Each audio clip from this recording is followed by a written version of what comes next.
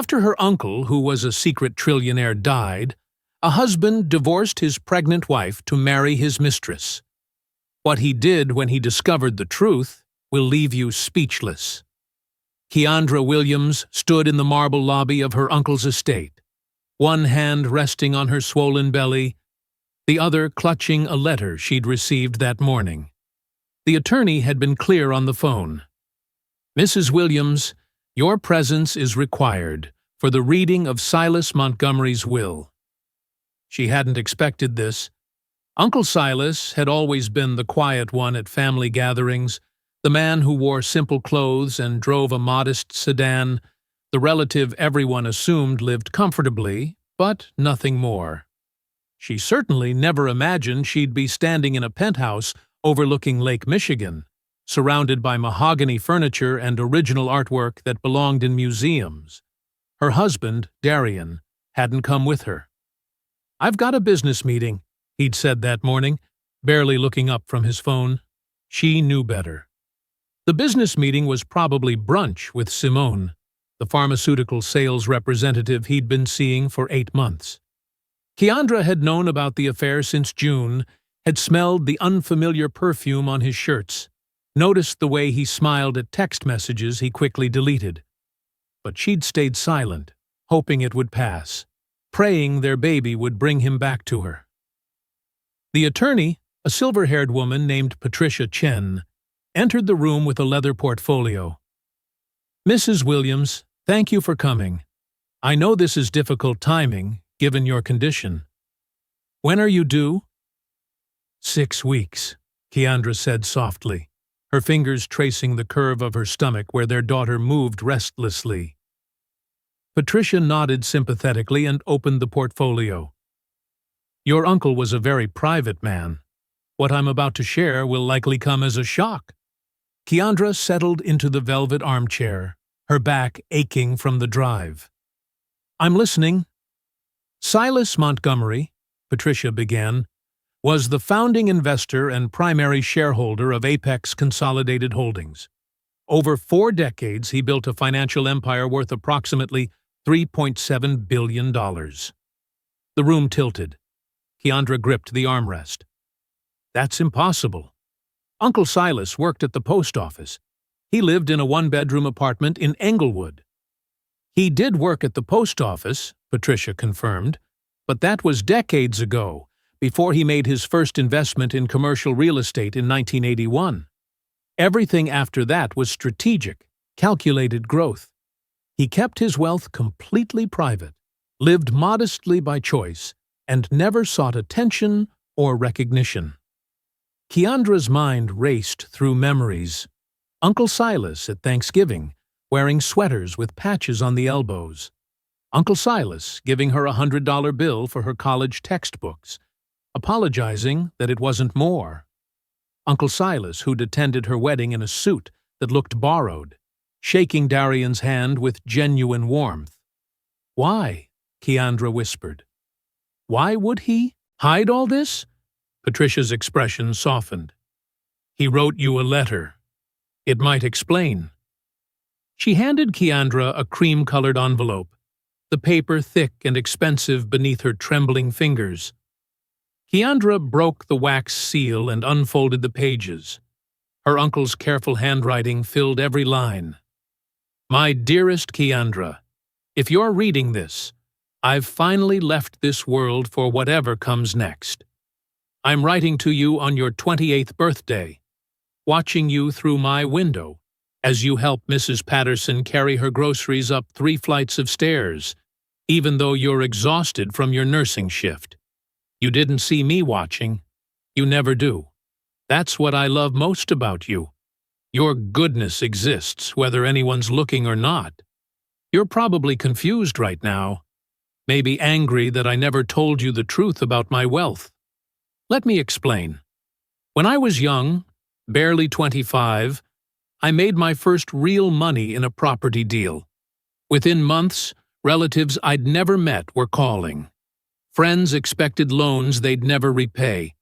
Women I'd known since elementary school suddenly found me attractive. I learned that wealth changes how people see you. And I didn't want to be seen that way. I wanted authentic relationships, genuine love, real respect earned through character, not bank statements. So I hid it all. I kept working my postal route long after I needed to. I lived in my small apartment, drove my old Honda, and observed humanity from a place of humility. And in that simplicity, I found you. The niece who called every Sunday just to check on me, who invited me to dinner not because she wanted something, but because she loved me. You never asked about my finances. You never hinted that I should help with your student loans or co-sign for a better apartment. You just loved me as I was. That's rare, Keandra. Rarer than any fortune. I've watched you build your life with integrity. I've watched you work double shifts to pay your bills. Watched you save every penny for your future. Watched you love that husband of yours with a devotion he doesn't deserve. Yes, I know about Darien. I know about the woman he meets at the Riverside Cafe every Tuesday and Thursday. I know he's been draining your joint savings account to pay for her expensive tastes. I know, and I'm sorry I never said anything. I wanted you to find your own way, make your own choices, but I won't let you struggle anymore.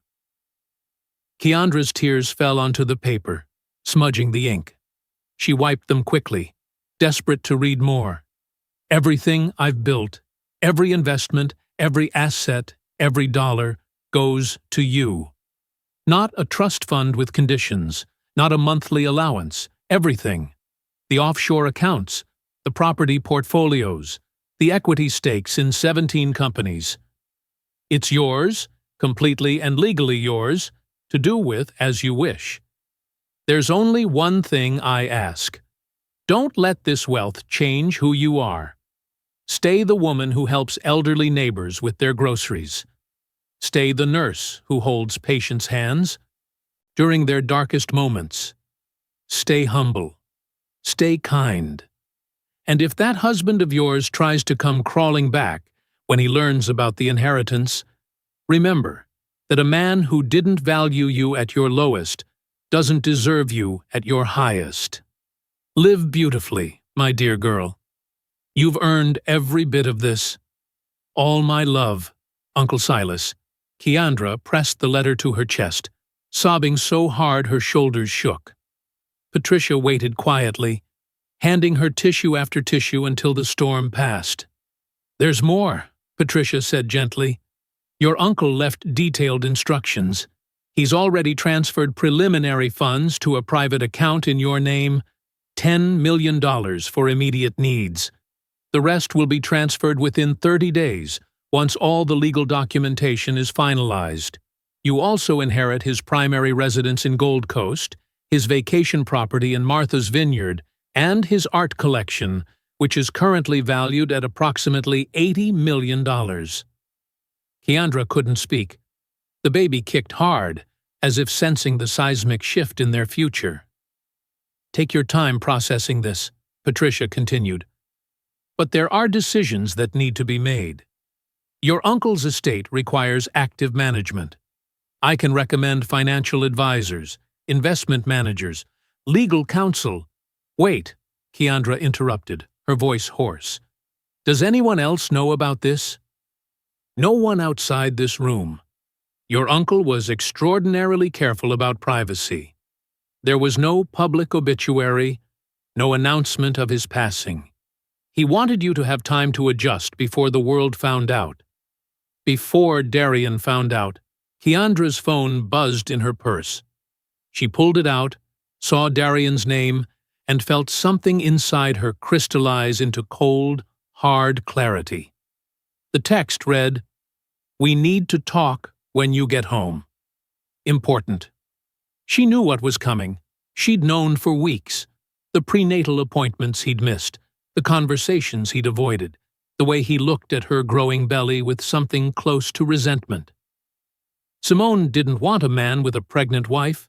Simone wanted him free, unencumbered, available. He was going to ask for a divorce.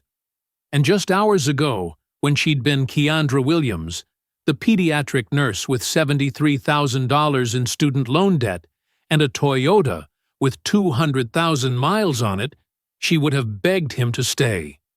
She would have promised to be better, do better, become whatever version of herself he wanted. But that was hours ago. Now, sitting in her uncle's penthouse, holding paperwork that made her one of the wealthiest women in America, Keandra Williams felt something she hadn't felt in months. Power. Before we continue with what happens next, I need you to do something for me. Hit that subscribe button right now. And, I mean right now, before you scroll down to see what Darien does. Because if you're invested in Keandra's story, if you want to see this man get exactly what he deserves, you need to be subscribed to this channel. We bring you true stories about karma, justice, and people who underestimated the wrong person. And while you're at it, smash that like button. Tell the algorithm this is the content people need to see. Then drop a comment letting me know where you're watching from. Lagos, London, Los Angeles, Atlanta? I want to know my audience is worldwide. Are you watching from Houston, Johannesburg, Toronto? Let me know. Now, let's get back to this story, because what happens next is going to blow your mind. Keandra drove home in a daze, her uncle's letter folded carefully in her purse beside the preliminary account information. $10 million. The number didn't feel real. Nothing felt real. Her phone rang 3 times, Darien, each time. But she didn't answer. She needed to think, needed to plan. The modest brick bungalow she'd called home for 3 years came into view. The house they'd scraped together a down payment for. The house where she'd painted the nursery yellow because they didn't know if they were having a boy or girl yet. The house where her marriage had slowly died. Darien's luxury sedan sat in the driveway, which surprised her. He was usually gone until late on Wednesdays. She parked behind him, noticing for the first time how expensive his car was. A premium vehicle she'd never questioned how he afforded on his sales manager's salary. He met her at the door, phone in hand, expression serious. "We need to talk," he said, not helping with her bag, not asking about her day, not noticing the tear stains on her cheeks. "I know," Keandra replied, walking past him into the living room. She lowered herself carefully onto the couch, her back screaming in protest. Darien remained standing, pacing slightly, the way he did when he was rehearsing something difficult. "This isn't easy to say." "Then don't make it harder than it needs to be." Her voice was calmer than she expected. He stopped pacing, surprised by her tone. "I'm not happy, Keandra. I haven't been happy for a long time." "I know. The baby. This isn't what I wanted. Not right now. Maybe not ever." The words should have broken her. 3 months ago, they would have. But today, with her uncle's letter pressed against her heart, they just felt inevitable. "You want a divorce," she said simply. "Yes." He looked almost relieved that she'd said it first. "I think it's better for both of us. Clean break. You can raise the baby however you want. I'll pay child support, obviously, but I think joint custody would be too complicated. You don't want custody." It wasn't a question. "I think it's better if the baby has stability with you. I'm not father material, Keandra. We both know that." She studied him, this man she'd loved since college, this man whose child was moving inside her at this very moment. He looked uncomfortable, guilty, but also eager to get this over with, eager to get back to Simone, eager to start his new life. "There's someone else," Keandra said. Darien's jaw tightened. This isn't about someone else. Don't lie to me. Not now." He exhaled slowly. "Fine, yes, there's someone else. Her name is Simone. We've been seeing each other for 8 months. I know. His face paled. You knew? I'm not stupid, Darien. I just chose to believe you'd come to your senses. She stood slowly, one hand supporting her lower back. But you didn't. And now you want to leave me 6 weeks before our daughter is born to be with your mistress. Don't call her that. What should I call the woman sleeping with my husband? Soon-to-be ex-husband, he shot back. I already spoke to a lawyer. I can have the papers drawn up by next week. We split the house proceeds 50-50, divide the savings account, and— What savings account? Keandra asked coldly. The one you've been emptying to buy her presents? Darien's silence confirmed everything. She laughed bitterly. You're leaving me pregnant and broke. Classy. You'll be fine, he said defensively. You're a nurse. You make good money. And like I said, I'll pay child support. How generous. She walked to the mantel, picked up their wedding photo, studied the younger versions of themselves, smiling beneath an arch of white roses. Did you ever love me? The question caught him off guard. Of course I did. But you don't anymore. He hesitated. People change, Keandra. We want different things now. You want Simone? I want a life that feels alive, he said. With you, everything's so heavy. The bills, the schedules, the responsibilities. Simone makes me feel young again. Free. Free, Keandra repeated. That's what you want, to be free of me and our child. That's not how I'd put it, but it's what you mean. She set the photo down, face down against the wood. Fine. Draw up the papers. I'll sign them. Darien blinked. You will? Why would I fight to keep a man who doesn't want me? She met his eyes, saw the relief flooding through him, and felt the last thread of her love for him snap clean. I want this done quickly. File for divorce immediately. I don't want to be married to you any longer than necessary. Okay. He nodded, almost enthusiastically. Okay, good. This is mature of you, Keandra. Really mature. She said nothing. I'll move my stuff out this weekend, he continued. Stay with Simone until I find a place. You can have the house for now, and we'll figure out the sale later. Fine. He grabbed his keys, his wallet, clearly eager to leave now that the hard part was done. At the door, he paused. For what it's worth, I hope everything works out for you. I really do. Keandra watched him walk to his expensive car, watched him check his phone and smile, watched him drive away toward his new life without a single backward glance. She stood at the window until his taillights disappeared, her hand resting on her belly where their daughter kicked and turned, blissfully unaware that her father had just abandoned them both. It's okay, baby girl, Keandra whispered. We don't need him. We never did. She pulled out her phone and called Patricia Chen. I need you to keep everything quiet, Keandra said when the attorney answered. No announcements, no public records, nothing. Can you do that? Absolutely, Patricia replied. How long? Keandra smiled, cold and sharp. Just long enough for my husband to sign divorce papers and walk away from what he thinks is nothing. Understood. Keandra ended the call and opened her banking app, staring at the account balance Patricia had transferred that afternoon. $10 million. Just the beginning. She sat in the darkening living room, planning her next move, while across town, Darien celebrated his freedom with Simone, completely unaware that he'd just divorced a billionaire heiress. The biggest mistake of his life, and Keandra Williams, soon to be Montgomery again, was just getting started. The divorce papers arrived on a Thursday morning, delivered by a courier who barely waited for Keandra's signature before rushing back to his van.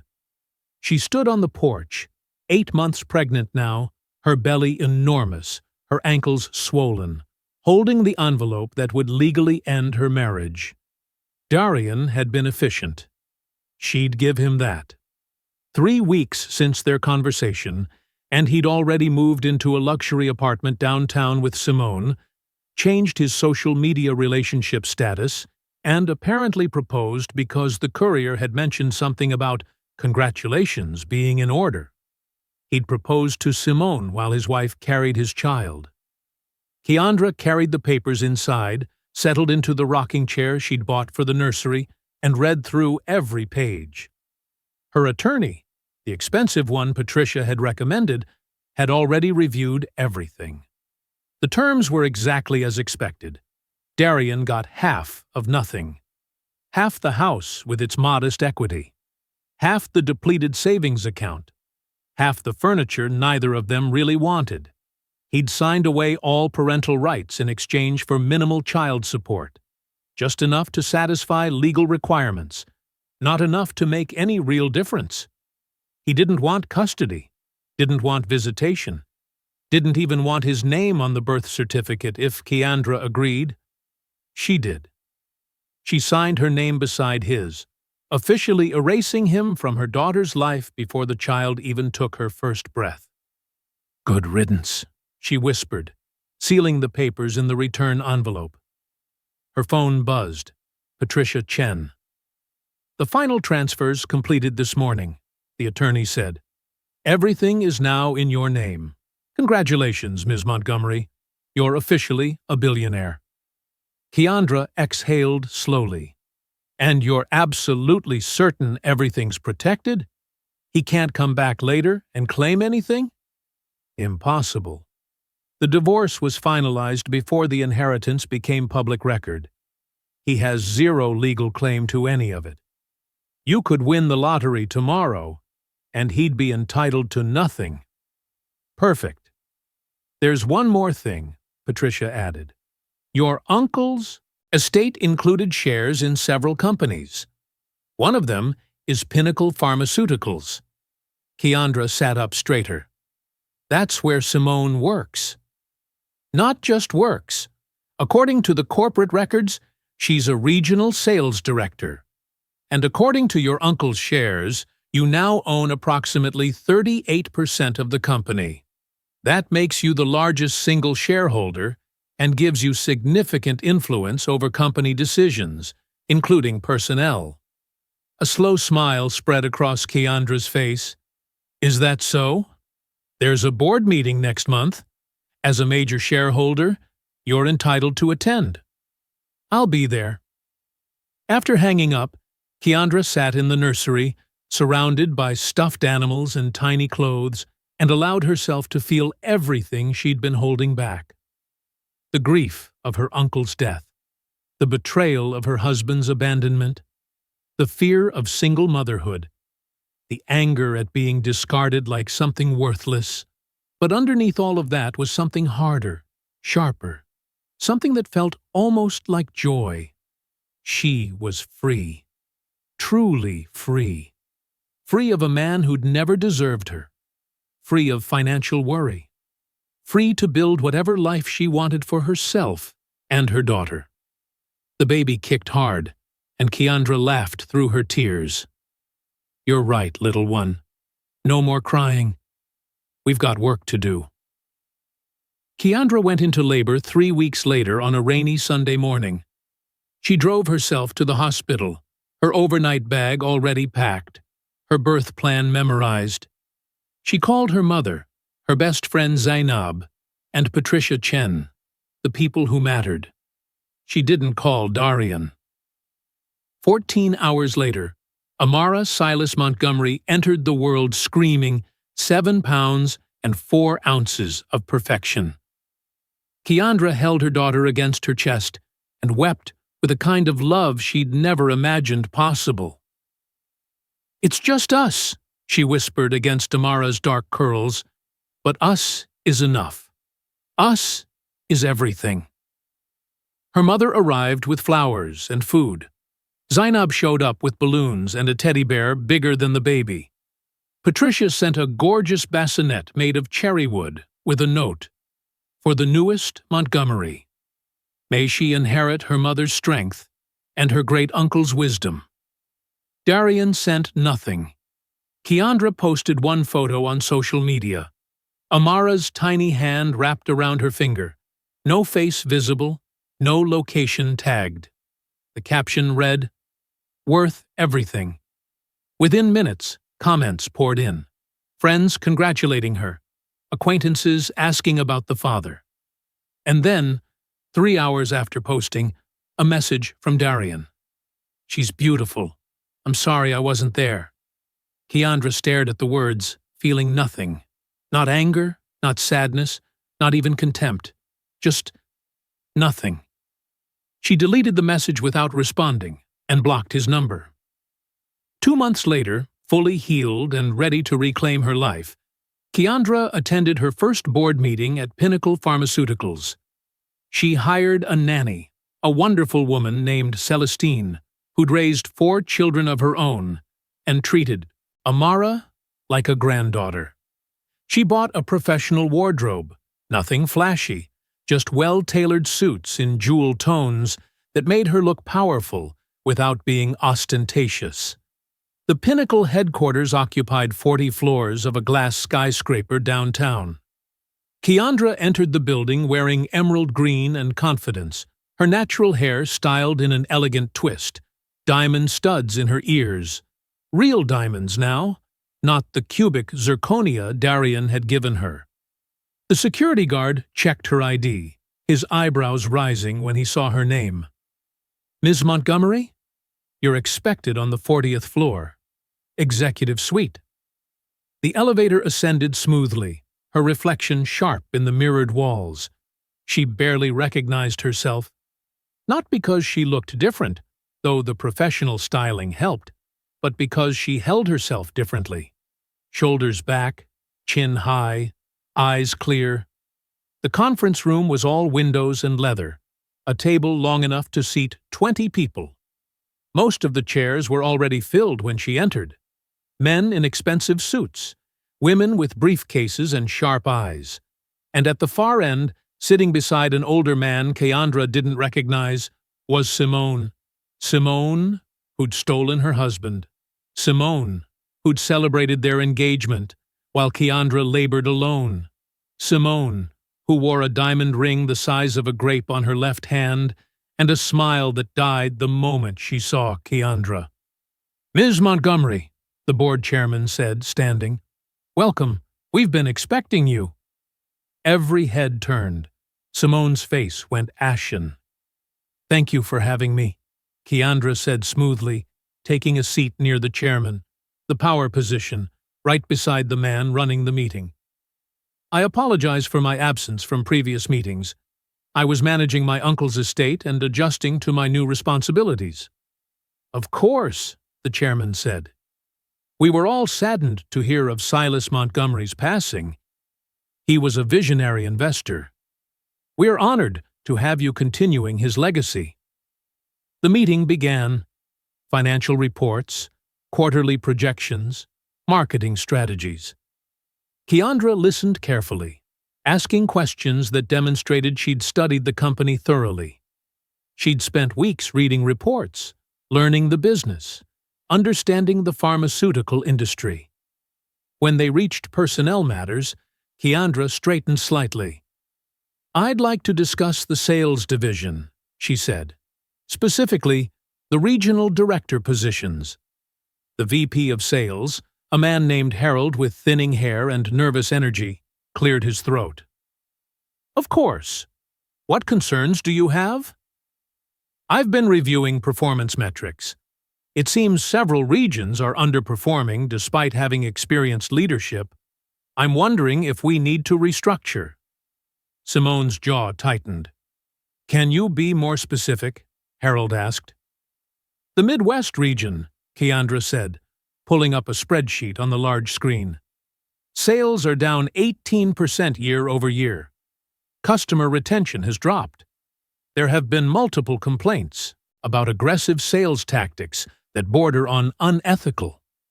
Harold shifted uncomfortably. "We've addressed those complaints internally." Have you? Keandra interrupted gently. Because according to the documentation I received, 3 complaints came in last month alone, all regarding the same director. She looked directly at Simone. Ms. Torres, isn't it? Simone's face flushed. Those complaints were exaggerated. Competitors trying to undermine my team. Perhaps. Or perhaps there's a leadership problem that needs addressing.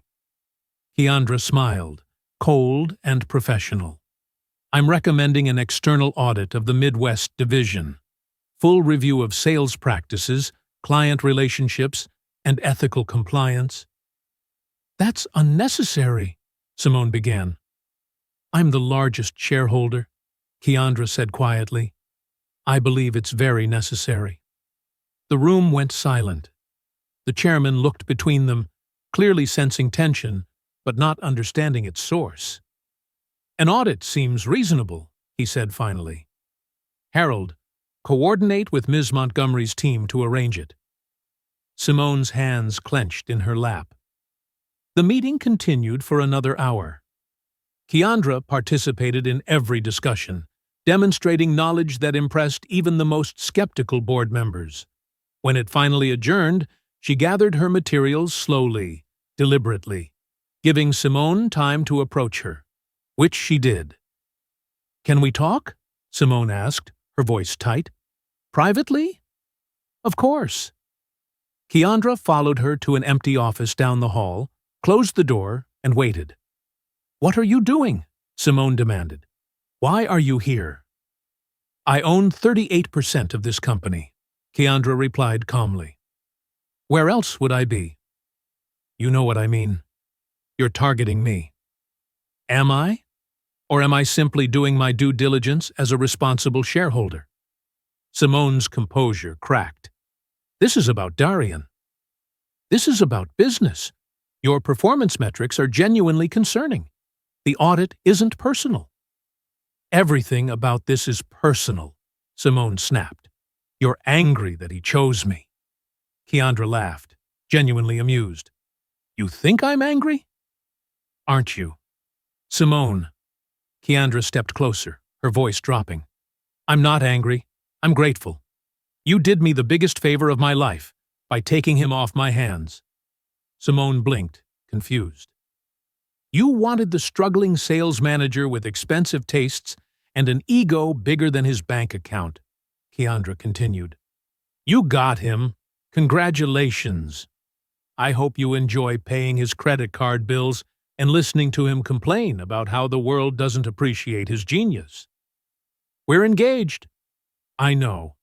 I saw the ring. Very impressive. Did he tell you he maxed out 3 credit cards buying it? Or that he borrowed money from his brother to make the down payment? Simone's face paled. No, he didn't mention that. Keandra smiled. Well, you'll find out soon enough. Darien's great at starting things, terrible at finishing them. But that's your problem now, not mine. You're bitter. I'm free, Keandra corrected. There's a difference. And regarding the audit, it's happening whether you like it or not. If your division is clean, you have nothing to worry about. If it's not, she shrugged. Well, the board tends to take ethical violations seriously. She walked to the door, then paused. Oh, and Simone? One more thing. My daughter is beautiful, perfect, and she'll grow up knowing her mother built an empire while her father was too busy playing house with you to notice what he'd lost. So, thank you. Truly. You gave me the push I needed to become who I was always meant to be. She left Simone standing there, face white, hands shaking. Outside, Keandra called her driver. Yes, she had a driver now, a retired veteran named Thomas who told terrible jokes and treated her like family. How'd it go, Ms. Montgomery? He asked, as she slid into the back seat of the town car. Perfectly, Thomas. Absolutely perfectly. She spent the drive home calling Celestine to check on Amara, reading emails from her investment team, and planning her next moves, She'd discovered she had a talent for business, a strategic mind that Uncle Silas must have recognized even when she hadn't recognized it in herself.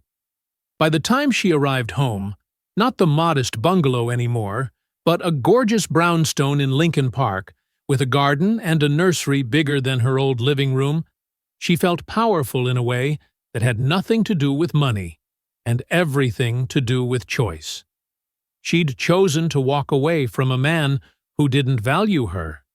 She'd chosen to embrace her inheritance without apology. She'd chosen to build a life that honored her uncle's legacy and her daughter's future. And in 3 weeks, when Darien found out what he'd walked away from, she'd choose how to respond to his inevitable attempt to come crawling back. But that was a problem for future Keandra. Tonight, she had a daughter to rock to sleep and a fortune to manage and a life to live that was entirely, beautifully, triumphantly her own. The text came on a Wednesday morning while Keandra was feeding Amara-pureed sweet potatoes. Her daughter had just discovered the joy of flinging food, and Keandra's silk blouse was now decorated with orange splatters. "Keandra, we need to talk. It's urgent. Please call me. D." She wiped Amara's face, set the message aside without responding, and continued with breakfast.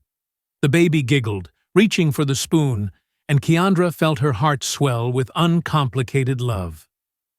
3 more messages came in rapid succession.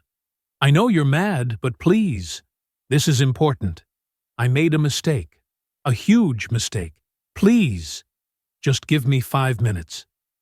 Keandra finished feeding Amara, cleaned up the kitchen, and settled the baby down for her morning nap before even looking at her phone again. 15 missed calls, 12 text messages, 2 voicemails she didn't bother listening to. She called Zainab instead. "He found out," Keandra said, when her best friend answered. "About the inheritance?" "Has to be. Nothing else would make him this desperate." Zainab laughed. "What are you going to do?" "Absolutely nothing. He made his choice. I made mine." "You're stronger than me, girl. I'd want to see his face when he realized what he gave up." "Oh, I will," Keandra said. "Eventually. When I'm good and ready." She blocked Darien's number again, he must have gotten a new one, and went about her day. Investment calls with her financial team, a video conference with the board about the audit results, a meeting with her architect about renovations to Uncle Silas's Martha's Vineyard property.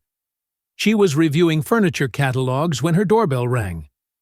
Thomas had already left for the day, and Celestine was upstairs with Amara. Keandra checked the security camera and saw Darien standing on her front steps, looking disheveled in a way she'd never seen him. Unshaven, rumpled shirt, eyes red-rimmed. She almost didn't open the door, then decided she wanted to see this. She opened it slowly, keeping the chain lock engaged. "What do you want, Darien?" "Keandra. Thank God. I need to talk to you. Please. It's important." "You keep saying that. But we have nothing to discuss. You're not this baby's father, remember? You signed away your rights." I know I did. But," he ran his hand through his hair, "can I come in? Just for a minute?" "No. Keandra, please. I'm begging you." "You never begged when I was pregnant and scared. You never begged when you abandoned us. What changed, Darien?" His face crumpled. "I saw the article. About your uncle. About the inheritance. Keandra, is it true? Are you really—" "Really what? Rich?" She laughed.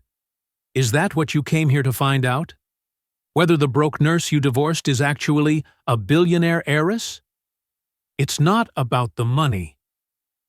Everything with you is about money. That's why you left. Because Simone had disposable income, and I had student loans. Because she could afford premium restaurants, and I was clipping coupons. Because she felt expensive, and I felt like work. That's not fair." Fair? Her voice rose.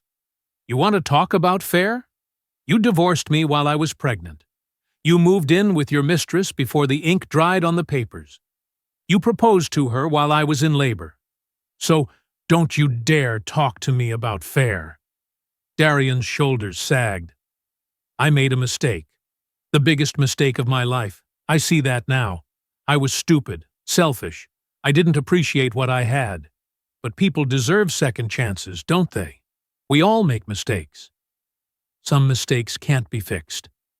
Keandra, please. I love you. I always loved you. I just got confused, got caught up in something that wasn't real. Simone and I, it's not what I thought. She's not who I thought. And you? God, Keandra, you're amazing. You always were. I was just too blind to see it. You're right, Keandra said softly. You were blind, but I'm not. I see you perfectly clearly, Darien, and I don't like what I'm looking at. Don't say that. We can fix this. I'll do anything. Therapy, counseling, whatever you need. We can be a family. Me, you, and Amara. Her name isn't even on your voicemail greeting. You don't get to say it now. I want to be her father. You gave up that right when you signed the papers. You don't get to reclaim fatherhood just because you found out I'm wealthy. It's not about the money, he shouted, then immediately lowered his voice. I swear, Keandra, this isn't about your uncle's fortune. I genuinely want another chance. I want to make things right. Tell me something, Keandra said. If I was still that broke nurse with nothing but debt and a baby, would you be standing here right now? He hesitated. Just for a second. Just long enough. That's what I thought. She started to close the door. Wait! He jammed his foot in the gap. What about Amara? Doesn't she deserve to know her father? She deserves a father who wanted her from the beginning, who showed up for ultrasounds and held my hand during labor, who changed diapers at 3 a.m. and sang lullabies. You're not that man, Darien. You never were. I could be. Let me try. Please. Just let me meet her. Once. That's all I'm asking. Keandra studied him for a long moment, saw the desperation in his eyes, the calculation beneath the emotion. He wanted access, not to his daughter, but to her life, her fortune, her new reality. No, she said simply. Amara has everything she needs. A mother who loves her, grandparents who adore her, a godmother who spoils her rotten. She doesn't need someone who only showed up when the price tag changed. You can't keep her from me. Actually, I can. You signed away all rights. 0 custody, 0 visitation, 0 claim to her life. That was your choice, remember? You couldn't run away fast enough. I'll fight you. I'll get a lawyer. You'll lose. Her voice was cold now. I have the best legal team money can buy. You have credit card debt and a fiancée who's about to lose her job. His face went pale. What? The audit came back. Simone's division has multiple ethical violations. Kickbacks from vendors, falsified sales reports. The board votes on her termination tomorrow. I'd say I'm sorry, but we both know I'm not. You did this on purpose. You destroyed her career because of me. I destroyed nothing. Simone destroyed her own career with her choices. I just provided the transparency the board needed to make informed decisions. She smiled. Sound familiar? That's what you told me when you explained why you were leaving. That you needed to make informed decisions about your life.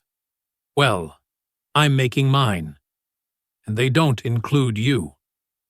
She removed his foot from the door and closed it firmly, turning the deadbolt with a decisive click. He pounded on the door. Keandra! Keandra, open up! We're not done talking. She pulled out her phone and called her security company. There's someone at my door who won't leave. Can you send someone? Within 5 minutes, a private security vehicle pulled up, Two large men in suits politely but firmly escorted Darien off her property, while he shouted about rights and lawyers and second chances. Keandra watched from the window until he was gone, then went upstairs to check on Amara. The baby was just waking up, her dark eyes bright, her smile instant when she saw her mother. "Hey, beautiful girl," Keandra whispered, lifting her from the crib. "Did you have a good nap?" Amara cooed, reaching for Keandra's face with tiny fingers. "We don't need him," Keandra said softly. "We never did. But it's nice of him to make it so obvious." That evening, after Amara was asleep and Celestine had gone home, Keandra sat in Uncle Silas's study, now her study, and drafted an email to Patricia Chen. "Patricia, Darien came by today. He wants back in now that he knows about the inheritance. I need you to prepare documentation, making it clear that any attempt to claim parental rights or financial interest will result in legal action. I want restraining orders if he shows up again. I want it documented that he willingly, eagerly abandoned his daughter before she was born. Also, I'm establishing a trust for Amara. I want it ironclad. Nothing Darien does, no relationship he claims, no lawsuit he files can ever touch her inheritance. Finally, I'm done hiding. The news outlets keep calling for interviews about Uncle Silas. I'm ready to tell his story. And mine. The single mother who inherited a fortune after her husband divorced her for someone else. People should know what real loyalty looks like, and what fake ambition costs. Schedule the interviews. All of them. She hit send and felt something settle in her chest. Peace, maybe. Or justice. Or simply the quiet satisfaction of knowing she'd survived the worst and come out stronger. The article ran in Forbes 3 weeks later. The Nurse Who Became a Billionaire. How Keandra Montgomery Inherited an Empire. It detailed her uncle's secret wealth, her humble nursing career, and yes, her husband's spectacularly bad timing. The article went viral. Within 48 hours, her story was everywhere. News segments, podcasts, social media posts debating whether Darien deserved a second chance. The consensus was overwhelmingly no. Simone lost her job, just as Keandra had predicted. The pharmaceutical company couldn't afford the publicity of keeping someone with ethics violations, especially not when the largest shareholder was personally invested in accountability. Darien's social media went private. His engagement announcement disappeared. Friends who'd supported him suddenly claimed they'd always thought he was making a mistake. And Keandra? She kept living her life, building her empire, raising her daughter, honoring her uncle's memory by staying exactly who she'd always been, just with better resources to make a difference. 1 year after the divorce, she established the Silas Montgomery Foundation, dedicating hundreds of millions to healthcare access, nursing education, and single-parent support programs. She sat on boards, advised startups, invested in companies led by women of color. She bought her mother a house, sent Zainab's kids to private school, hired 3 staff members just to manage her charitable giving. And every Sunday, she visited Uncle Silas's grave with Amara, telling him stories about the life he'd made possible, the freedom he'd given her, the legacy they were building together. 2 years later, she was featured in Time magazine's 100 Most Influential People. The article called her the unexpected billionaire who's redefining wealth with grace, purpose, and unshakable integrity. Darien sent a congratulations message. She never opened it. Because the truth was, she'd stopped thinking about him months ago. He was a chapter in her story, not the whole book. And the book she was writing, with Amara's laughter filling the pages and her uncle's wisdom guiding the plot, was far better than anything she could have imagined. On Amara's 3rd birthday, As Kiandra watched her daughter blow out candles surrounded by love and laughter, she thought about the woman she'd been, the woman who'd stood in that ballroom, humiliated and pregnant and alone. That woman would be proud of who she'd become. And the man who'd walked away from her? He'd gotten exactly what he deserved. Nothing. Kiandra Montgomery had everything that mattered. And she'd built it herself, from ashes and betrayal, and the quiet gift of an uncle who'd seen her worth when no one else did. That was the real inheritance. Not the money.